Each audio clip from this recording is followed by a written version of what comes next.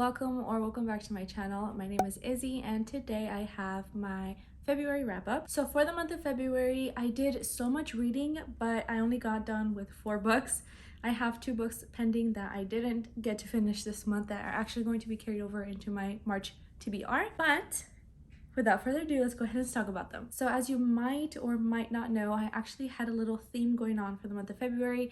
I wanted to stick to only reading pink, red, and purple books. And I believe, did I read any purple? No, I didn't read any purple books. I read exclusively pink and red books. So first off, I did read Under One Roof by Ali Hazelwood. I picked this up on an audiobook. I was kind of nervous to pick this up because I have read Ali Hazelwood's other work, The Love Hypothesis, and I was not a fan at all. I don't know, something about it, I don't know. Unpopular opinion, I know so many people love this, but it just, I don't know, it wasn't for me. So I wanted to test the theory of whether it was just that book, is it the author? So I did pick up a little novella, and same rhyme, same rhythm.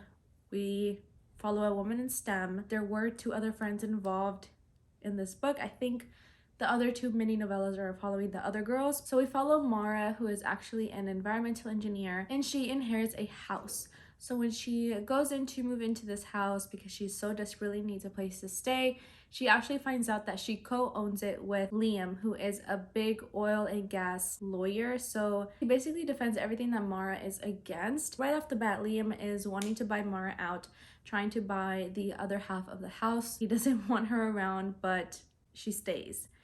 I didn't like that.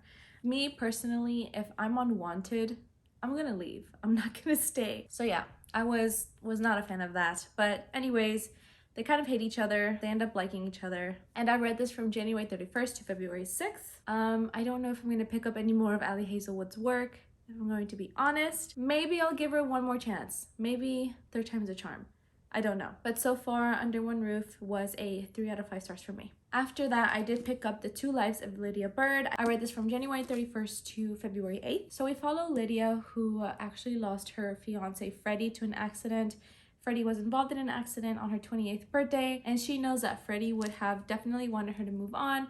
So in her attempts to move on, she actually finds herself struggling to sleep.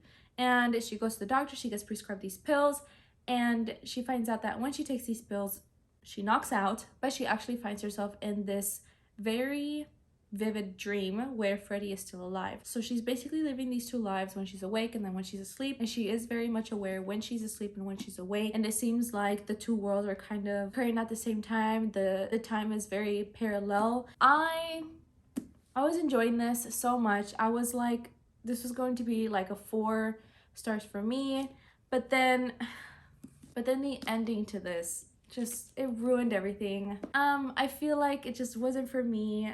I can see why the author decided to go through that route, but I think about, like, realistically, this is very much like a romance movie type of story, and to me the ending was not realistic. Like, in a sense of, if this were to happen in real life, the ending, it just, I don't know. It was just very Hollywood, guy gets girl, but I don't think that they were meant for each other, if that makes sense. So yeah, this book went from like a 4 to a, what did I give this? 2.5 out of 5 stars. And then Muse of Nightmares by Lydia Taylor. I read this from January 31st to February 8th. Loved it so much. As you can see, Leo also showed it a little bit of love. This is actually the 2nd book to a series, Stranger Dreamer being the 1st. I feel like if you've been following me along, you've heard this title so many times before already, and I'm not gonna get tired of mentioning this series. This is my all-time favorite series of all time. It took me long enough to finally read the 2nd book. It's really hard for me to kind of explain what this series is about, because the best way to read the series is to go in blindly, not knowing anything. Just know that it is an adult fantasy, but I loved the ending to this. I love how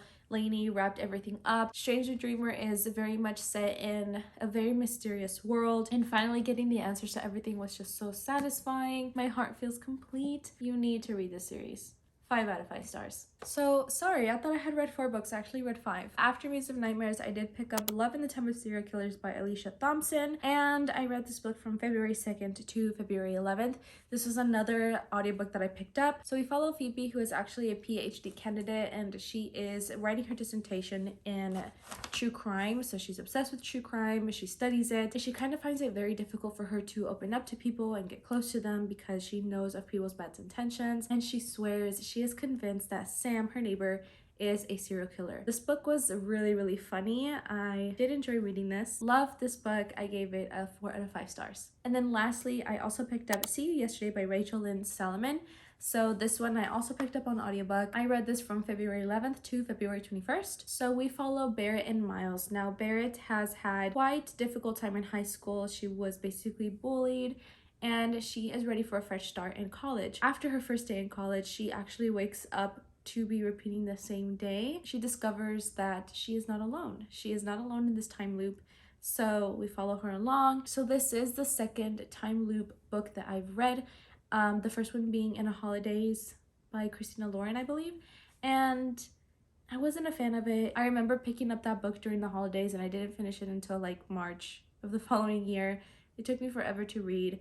And I don't think I'm a big fan of time loops. I mean, considering that you're repeating the same day, I don't know. Just something about it makes me feel uneasy, I guess, in a way. But nonetheless, I did really enjoy reading about these characters. It was funny, it was angsty, just trying to see these two characters get out of this time loop, but at the same time, low-key wanting to stay in it. So I did end up giving this book a 3.5 out of 5 stars. So yes, that is all of the books that I picked up in the month of February. Of course, I gotta give it to this one. My number 1 read of this month. Let me know down below some of the books that you also picked up in the month of February. If you don't know what to comment, but you still want to support my channel, and if you've made it to the very end of this video, make sure to comment down below any pink or red emoji. It would really help my channel, and you can also give this video a big thumbs up. And as always, thank you guys so much for watching, and I will see you in my next one.